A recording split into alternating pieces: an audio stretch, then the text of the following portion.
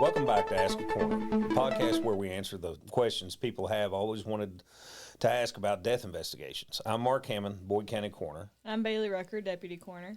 And tonight we begin a very important three-part series about the most delicate investigations that we handle. And these are the ones that are probably the most gut-wrenching, emotionally challenging, the hardest ones that we really have to walk in, and that's child deaths. Oh, by any means. I mean, these get you in all ways, and that's the problem a lot of times. And that's why it's so important that we investigate the deaths the way we do. Yeah. So people, when they hear child death investigations, these are probably the ones that are also most talked about because children don't just die. So these immediately are posted on either social media, things that really don't need to be released. So how important is it to handle these with the utmost care? I think it's extremely important. You have to, with these cases, people will get emotions go before anything else. And the way I look at these when you walk in, and you said it exactly, what I was going to say is that kids just don't die. There has to be a reason. And for years, it was SIDS. It was a sudden unexplained child deaths. And people thought SIDS happened a lot, and they did, I'm sure. But a lot of that, too, is the simple fact that emotions outweigh the investigation, and people really don't dig deep enough to find that answer that families need. They want that answer. And we got to find that to where we can give them the answers that they need to give them the closure, or at least try to give them some type of closure to what happened to their child. And these cases have to be, these are the most detail-oriented cases. So when all of these emotions are kind of taken over, when you get that phone call that it's a child, or when you know what you're walking into, how do you stay focused on the main goal and not let everything else come into play? In my mind, I have to stay focused on the child because the child's who I'm speaking for. The child's dead. We can't do anything about that. What we can do, though, is speak for that child and make sure that that death is, what happened to it is not criminal, and find out why. They may have other kids. They may, if it's a hereditary thing or a congenital thing, we want to make sure that the other children are taken care of, that the other children are checked for whatever it is. And as well as I do, we've seen every type of child death there is, from abuse to murder to an accidental deaths, from drownings to kids that do have congenital defects such as hearts and different things like that cause that death. But then we've also had a few that I can honestly say we could not come up with a reason. Most of the time we can, and we do that by taking the steps that we take. So in my mind, I start focusing on that. I start focusing on looking at the child first. I focusing on, does anything stick out, and making sure that the scene is actually secured so we can go back and look at that scene, and we'll talk more about that as we go on. Yeah. So this is something that our office specifically focuses on. We have the 3: integrity, compassion, and professionalism. So how does that come into play with these deaths specifically? The biggest thing is we try to be as compassionate as we can with the families. And the first thing I want to do is go talk to that family and explain what we're doing and why we're doing it. You know as well as I do that the unknown is what everybody's afraid of. So what is the unknown when it comes to that? Why can't I hold my child? Why can't I take it home now? Why can't I do this or do that we're sitting here saying you can't do that right now? And if we explain that of why, I think it works a lot better. The families try to get calmed down a little bit. We make sure that they're put in a room to where people can talk to them and actually help them calm down and let them know what we're going to do and how long it's going to take. So those are the big things I think that come out. We got to be professional. When it comes to that, one of the biggest things that we see a lot of times is people like to, if it's a baby especially, they'll grab it and go. Yeah. And they'll work it to the hospital.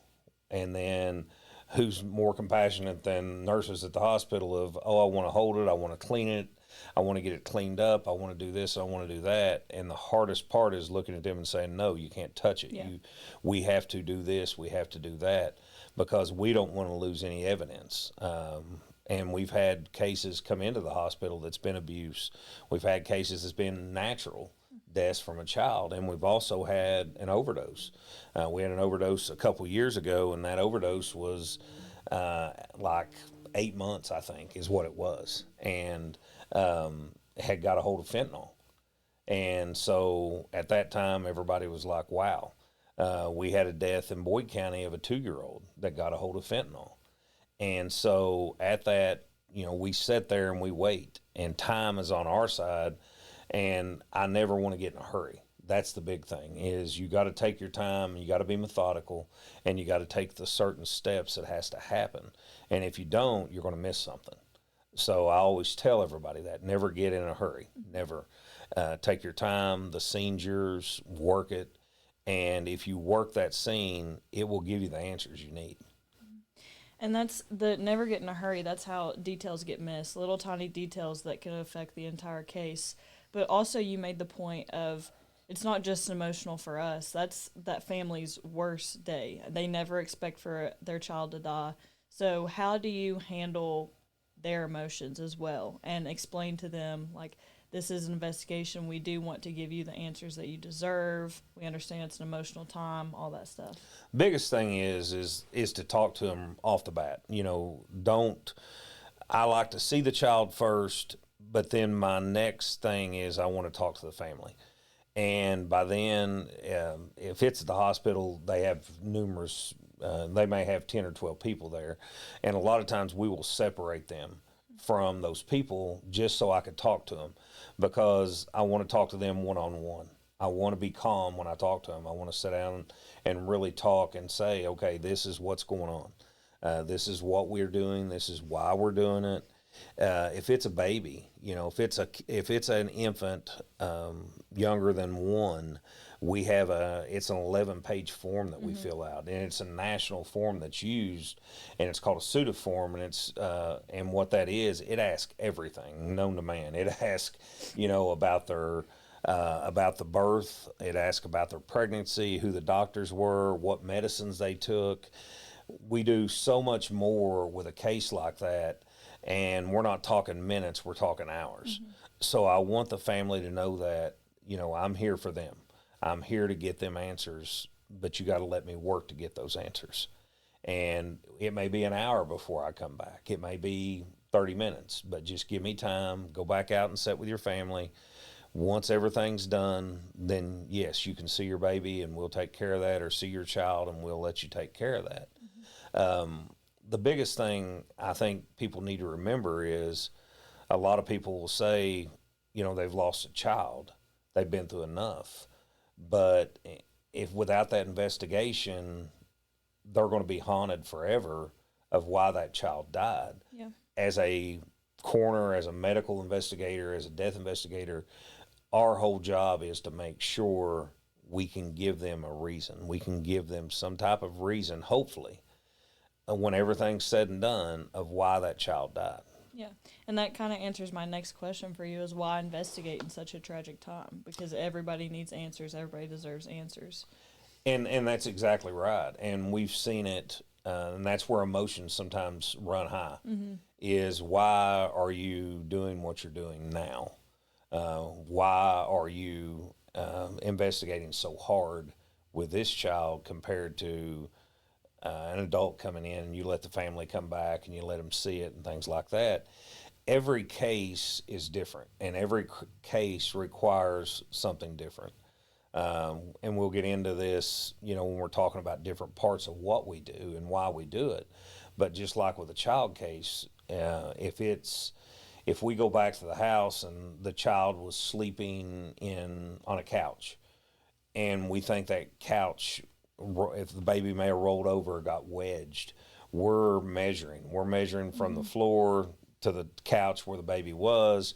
we're reenacting things, we're looking at the temperature in the house, we're seeing if they have running water, all this stuff that comes into play that we have to write up just because of a child, because anybody from 17 and down, 18 is the magic number, of course, that we're not going to investigate as far as doing all that stuff. But this goes on further. It goes to most counties have a child fatality team.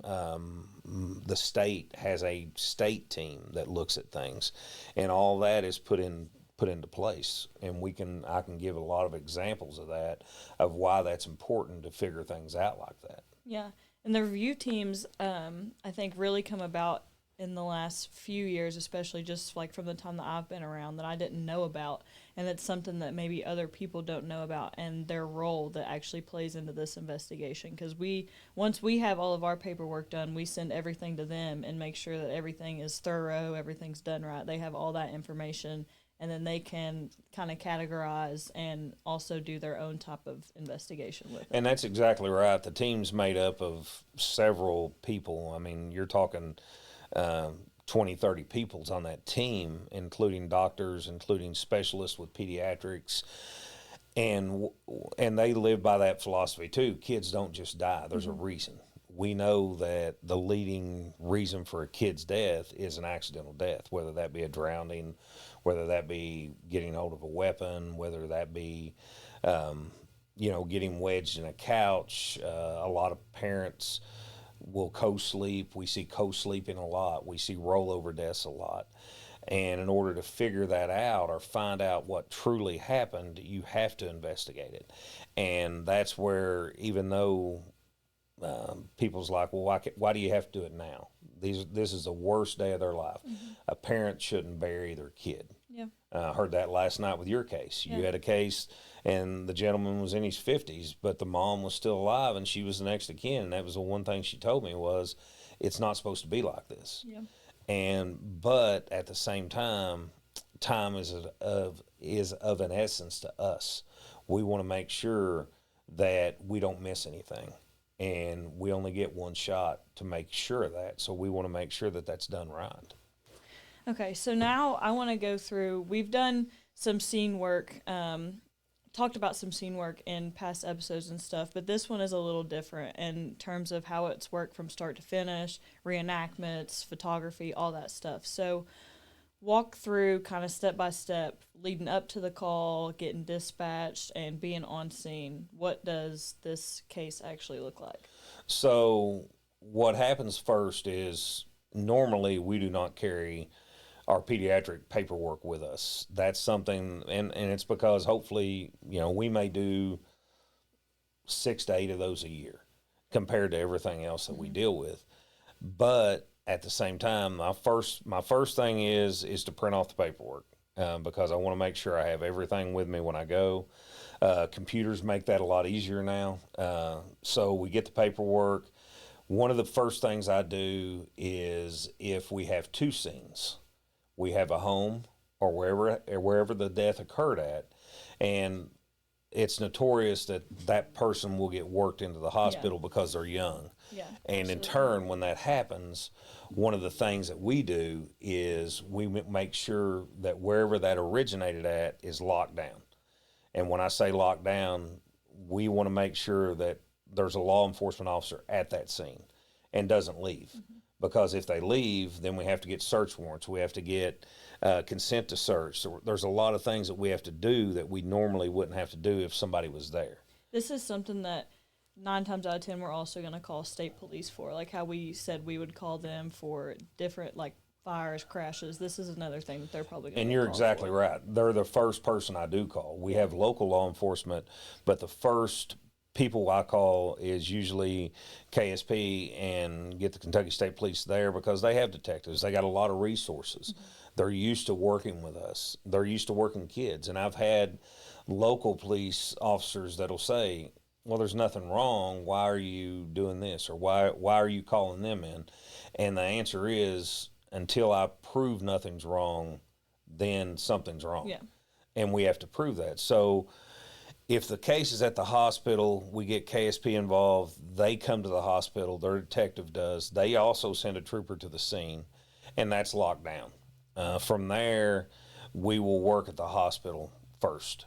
And one of the neat things is the relationship we have with the hospital. We can get testing that we wouldn't get if that baby was at a scene, or the infant or the child or ever who it is. And one of the first things I want to do is X-ray it. I want to X-ray it from head to toe. And a lot of people don't think of that. And they're like, well, why would you spend the time to do that? Well, X-rays are going to tell you a whole lot pretty quick.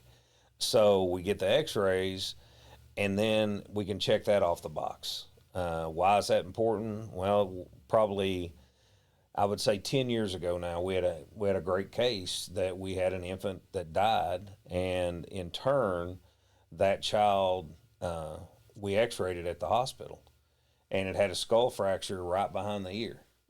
And so in turn, we knew that going into this. So we got the baby autopsied. We still didn't play our cards. We got the baby autopsied, and was confirmed once we did the autopsy that yes, it had a skull fracture.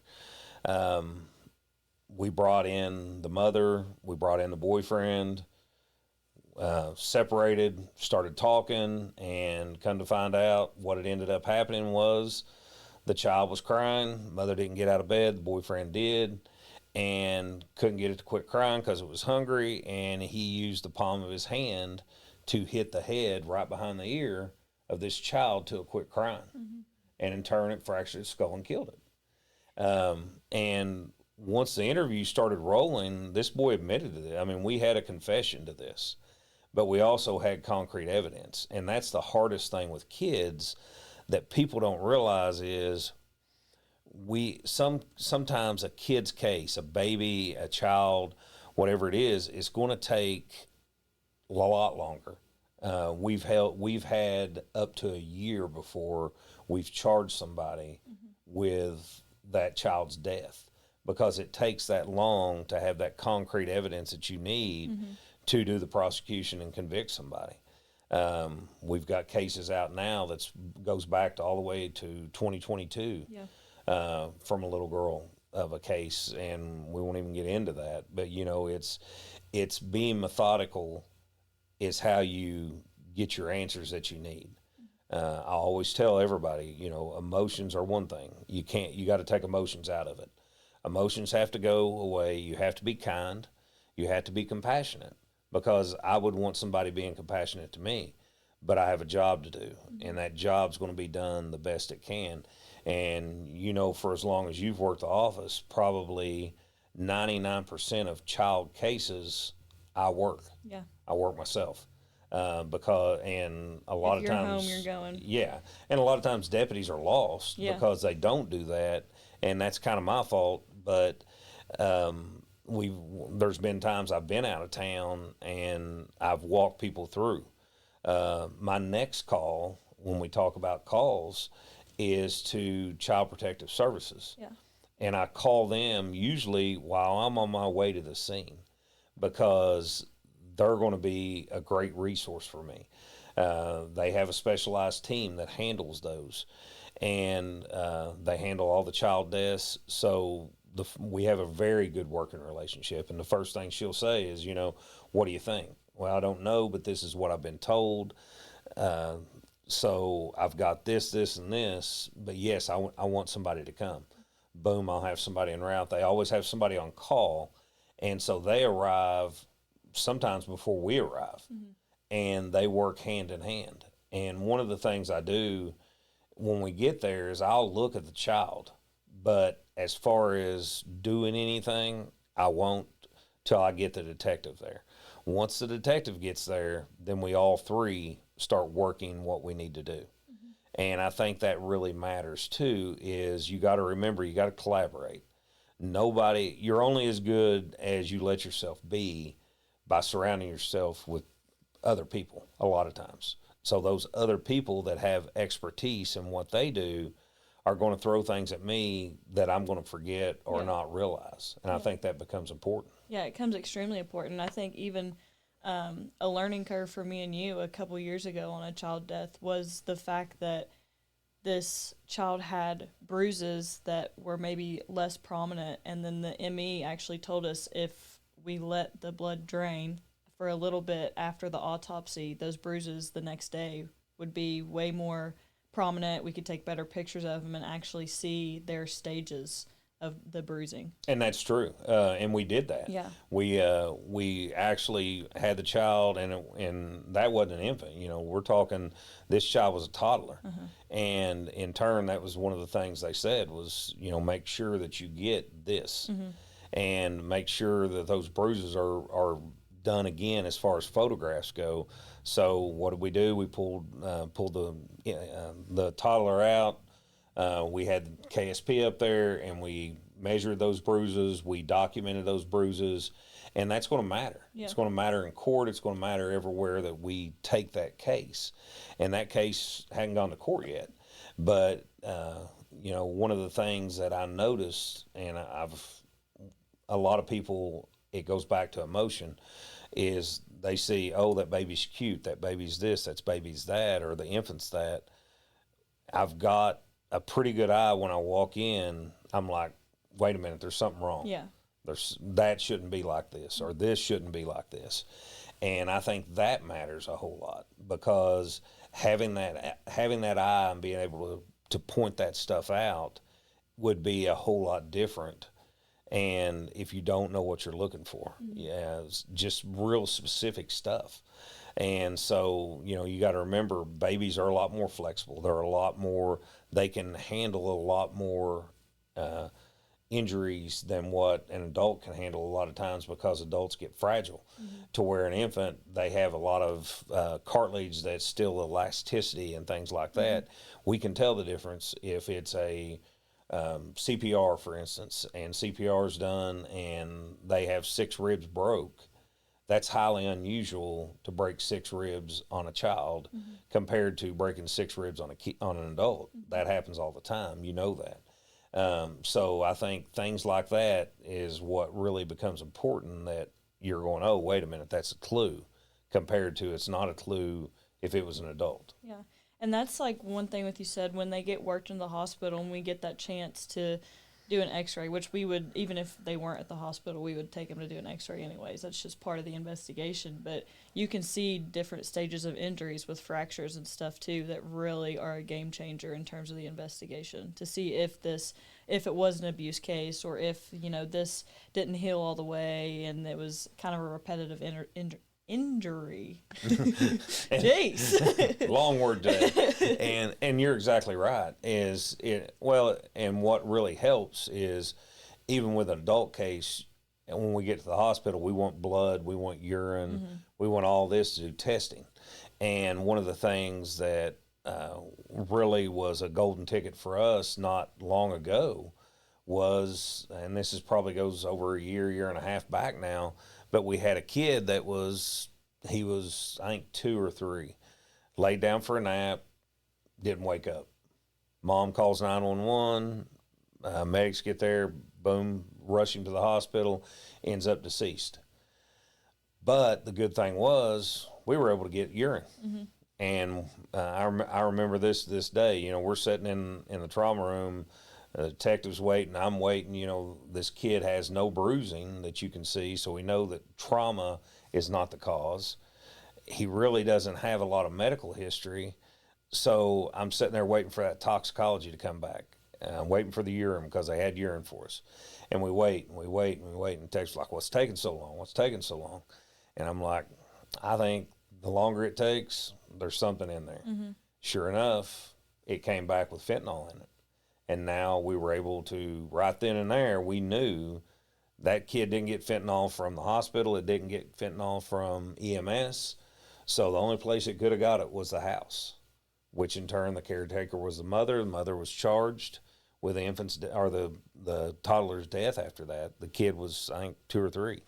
And in turn, when that happened, that was a game changer for us. If that hadn't been worked in, we would have still got it by any means, but we wouldn't have known that till we got our toxicology back with quantitative levels. 2 to 3 weeks later, to where now we have it now. So we know we got something.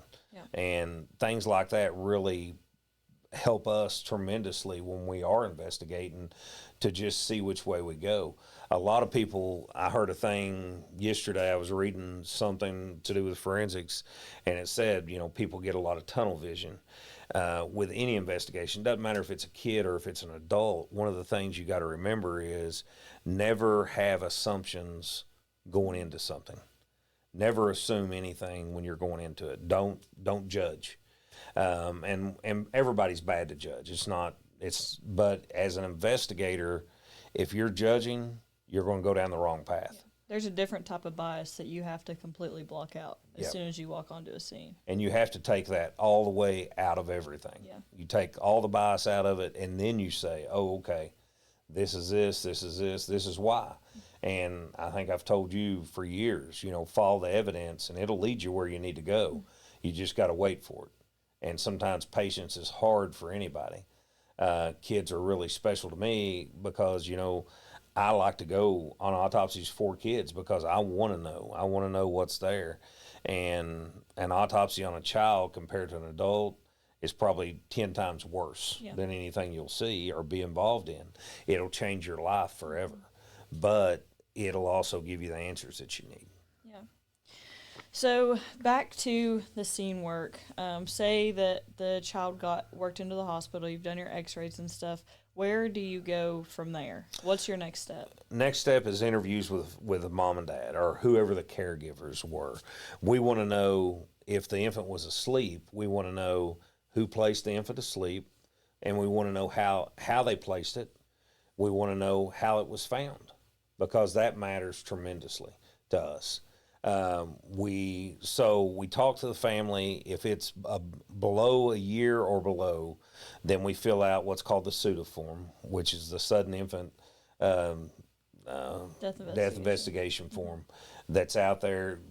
That is a good form because it's actually a fillable PDF form. So I will go through step by step. That's 11 pages of questions. And so we get all those answers. Then I want to go back 72 hours. Tell me 72 hours from now to now what happened. How was the child playing? Was it any different? Did it have nausea, vomiting, diarrhea? There's a ton of things that we want to know. And so I get all that information. Once that's done and we can actually say, okay, we're done here, then I'll let the family go in and see the child, spend time with it. And you've probably heard this 100 times from me. It doesn't matter if it's an adult or a child or whoever. Spend as much time as you need. Yeah, you're never going to be rushed. Yeah, I'm not going to rush you. Spend as much time as you want, and then we will go.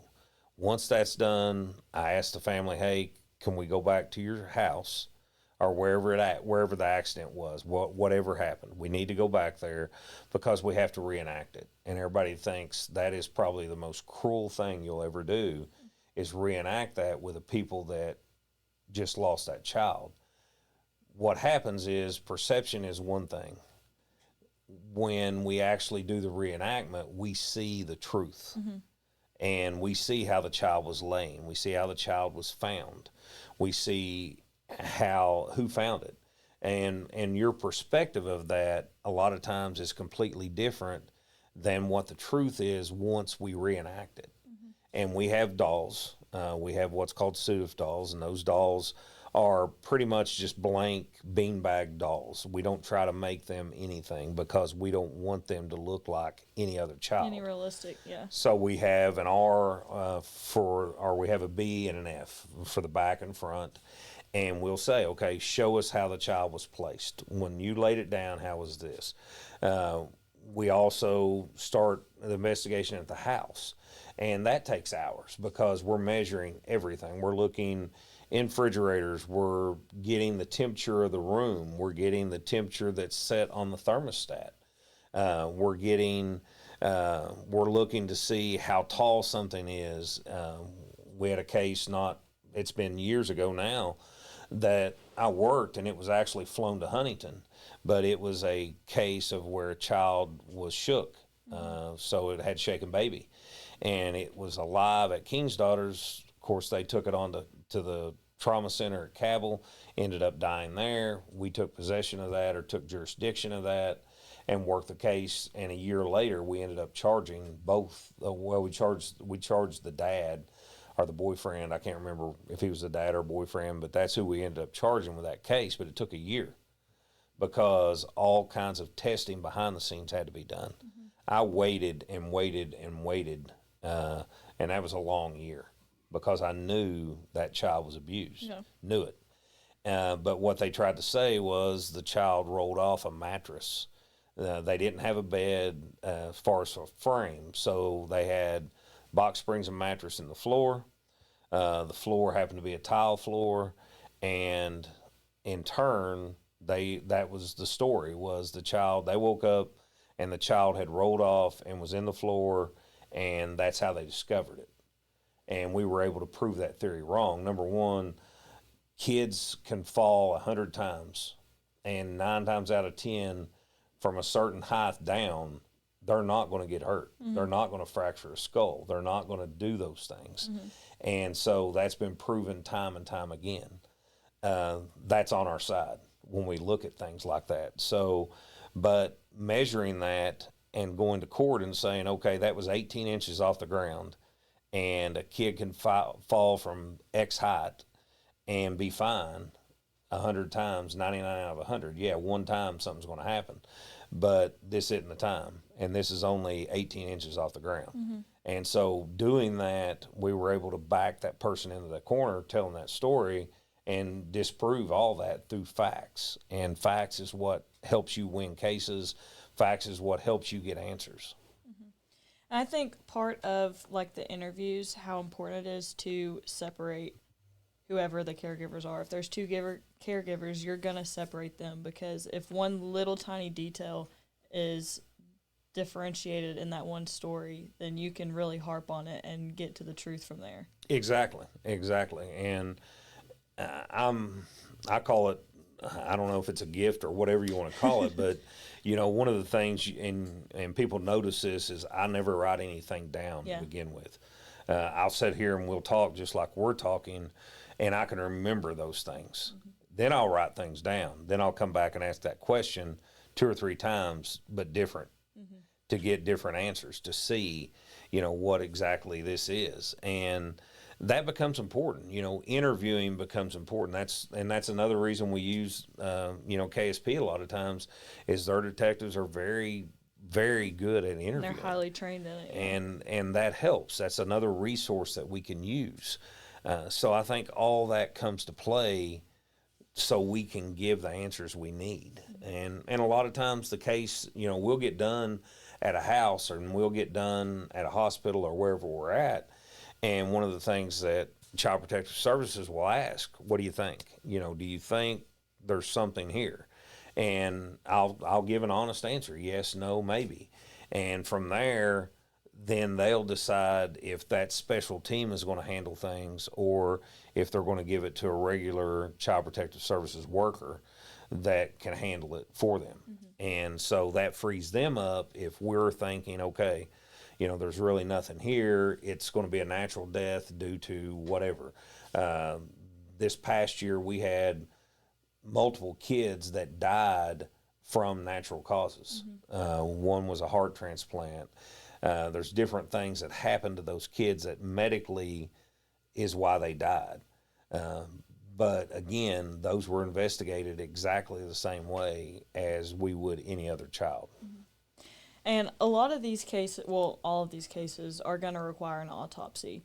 But they're not necessarily regular autopsies per se. They're going to take longer than 2 to 3 months to come back. They're sending tissue samples from every organ, all this stuff. And like you say, it could take a year to actually get every single result back that you need to prove a case. Exactly. Well, and if you look at Shaken Baby, one of the things they're looking at is retinas and things like that, and the brain itself. All that has to be sent off, and it takes months to get that testing back. Mm-hmm. And it's a waiting game. You sit on your hands and you wait. And the hardest thing to do is knowing something was done to somebody, especially a child, and you still have to sit on your hands and wait. We live in an instant society. So people want instant news. They want instant results, and we can't give those a lot of times. Mm-hmm. And it's the same thing. We want those answers too, because just like we talked about in the last episode, the mental health episode that we put on, it's hard to sit there and think in your brain what you know and what you've saw, and then have to wait for that answer and wait for that stuff to get proven, and it keeps you up at night. Oh yeah, yeah. I mean, you'll sit there and play that over 1,000 times, and that's why it's so important to make sure that when the investigation starts, everything is done like it should. Yeah. And as long as we are doing that, we're going to be fine. But we got to make sure, again, that we're doing every single thing and every step possible. And what we may think is natural, or, we've proven it's a natural death, Child Protective Services may find something that is detrimental to the other children in the house and stuff like that too that comes into play. Yeah. And this is something that I didn't necessarily know was a thing, but these can turn into like worldwide investigations and stuff in terms of like companies and different products and everything. If, say, a child suffocates in a swing chair or something like that, you turn that into that company as like an accidental report to let them fix that defect or let them know that this thing should not be on the market. And you brought that up, but that was a case that we had. And you're exactly right. Like the consumer products will call. They have investigators. And whatever we code something a lot of times on a death certificate, they get. And so they knew that we had a death one time that had a swing. Mm-hmm. And the problem was the swing was actually an adult. It was for a child that was a lot older than a infant. And they had used that swing for the infant. Well, what had happened was the infant's head wasn't strong enough. The neck wasn't strong enough to hold its head up. Mm-hmm. So in turn, the neck drops down. In turn, the baby suffocates because it's in a positional asphyxia and it shuts their airway off. A kid's airway has to be neutral. Mm-hmm. It can't be like an adult and kick it back or anything else. So it was months into that we had a phone call. Mm-hmm. And they wanted to know about the swing, and because that's how they recall things. Yeah. And then after we explained, well, this is what happened. It was an infant in a swing made for a toddler. Then we were okay, mm-hmm. and things went on. But we see those things, and you don't find those out unless you do the reenactments and things like that. Yeah, and it could be something as simple as like that, where they would put an age limit on the box or something that wasn't on there originally, just to try to prevent those future accidents. It's a preventative measure also. And that's what the state team does a lot of times when they have meetings once a month, mm-hmm. and there's cases upon cases upon cases that they go through, and that's what they find. They find out why this child died. And it may be the fact of co-sleeping. It may be the fact of an unsafe mattress that was in the bed. It may be toys that shouldn't been there. Mm-hmm. It could be a lot of different things, but there's always those things that have to be wrote down of why this child died, what contributed to its death. So now a big question, kind of to close everything up. How hard is this personally on investigators? This Very. Child death, it takes everybody out. When you walk in, no matter where you're at, a hospital, at the scene, whatever, we work with these people all the time. Mm-hmm. They are considered family to us most of the time. And you walk in, and a lot of times nobody's talking, nobody's saying anything, or somebody's mad. Somebody is very, very upset about this, mm-hmm. that this happened to this child. And that's where you got to kind of let your emotions go in the back. You can let those go later, but as of right now, we got to figure this out. We got to figure out why this person died. So emotions go out the door, and you got to take care of the problem. But mentally, a child death is probably the hardest thing you'll ever do. Yeah. By any means. It'll keep you up at night. It will, because you're constantly thinking you missed something. You want to make sure that you got everything. You want to make sure that case is perfect, because if it is a case of somebody that has did something to that child, your mistake don't want to cost that case. So it's very, very delicate when you're working that mentally, as well as, by the time you're done, your brain is just spent and mentally you're drained. And it's one of those things where you just have to take a deep breath and take a step back.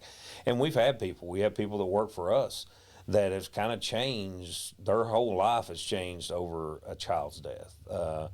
We've had people that say, a child is in a fire or something like that, and they're like, hey, I can't go in there. That's fine. Yeah. We'll find somebody. You know as well as I do that a lot of times when autopsies go, nobody's jumping to take that autopsy. Yeah. It has to be done, but nobody's jumping to take it. So things like that, and we look for those things, and we've had counselors come up because of child deaths and things, and talk to our group for that reason. It's not a normal everyday thing that we see. Yeah, and it'll make you hug your people a little tighter too. I know my little brother and sister, Lord, as crazy as they are, and sometimes they get on my nerves. I'll leave a scene and I'll ask them to sleep in my room that night. Just to get my emotions in control. Yeah, because everybody's human, and you got to have that. I mean, and that's the whole key. And being human's part of the investigation. Yeah. If you're not there, then you probably need to get out of it. Yeah, absolutely. Okay, so now we did have a few questions from the public this week, quite a few actually, but we're going to focus on two that we got asked recently, and that is one from Mr. David Bays, and he asks, what determines if an autopsy is performed locally or at the state medical examiner's office? Autopsies are not performed locally here at all. We do what's called a postmortem exam, which is a external examination, and that is done on every single person, no matter what. And if we cannot determine why somebody died or why we think somebody died, then 100%, we want, after we do a postmortem, and we know we got toxicology coming, we did other testing, we've looked at medical records, and we're like, we just don't have that reason, then they go for autopsy. That happens across our office about 30% of the time, which is a little right at average or a little above average across the nation. Yeah. Is what happens. So just because a family member wants an autopsy, we don't do that. Now, we will offer a private autopsy if they want to pay for that, but our job is to determine the cause and manner of death. If we can determine that without having to do an autopsy on somebody, that's exactly what we want to do. Yeah. Okay, and then the next question is probably from our number one supporter, Mrs. Julie Booth Robinson. She asked, what is the most effective way to communicate sensitive findings to grieving families while maintaining professional boundaries? We have a very hard time at our office with people calling, and they get mad a lot of times because they'll call wanting information. We only discuss that information with the true next of kin, whoever that is. And now if they give us permission to talk to somebody else, we will. But the true next of kin is all we talk to. And then the true next of kin can do anything they want to with that information. But we don't give that information out. Once the case is closed, then the case is closed, and anybody can come in as long as they know the person they're looking for, they know the date of death, things like that. They can get an open records request and get some of that information. But as far as working a case and talking to family, we only talk to the next of kin. A lot of times mothers get mad because we only talk to wives or husbands. Daughters or sons get mad because we're only talking to the mom or dad. It depends on who that next of kin is. And we do that because information is sensitive. We don't want everybody to know that. If you want everybody to know that, that's one thing, and you're the next of kin, and you can give that to anybody you want. But we're going to make sure that we only deal with that one person. And that information that is told, I think the biggest thing is that you have to be kind of as direct with that person. You can't beat around the bush. They want you to be direct with them. As hard as the news is, they want the truth. Exactly, and that's what they've been waiting on. So that's why we try to make sure that when we talk to that person, we're giving that information to one person, and that information is truthful, and it goes out like it should. Okay, that I believe is all for tonight's episode. It was a very, very heavy topic, but definitely one that needed talked about, needed light brought to the situation. Very interesting to say the least, but it definitely needed to be talked about. It is, and it's something that people are curious about. People wonder about that a lot because, let's just face it, we have a lot of kids' deaths. In turn, if you like the episode, please follow us, Ask a Corner. Follow us on Spotify, follow us on all the social media episodes, or our platforms that's out there, and come back next week to hear part 2. See ya.